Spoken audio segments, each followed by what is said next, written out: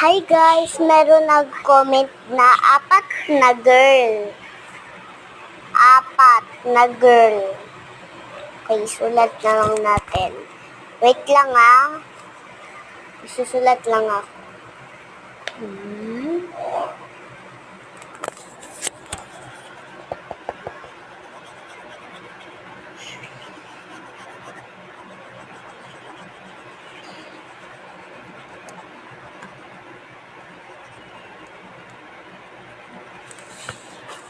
Ayan.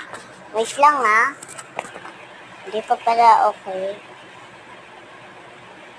Nalisin ko lang.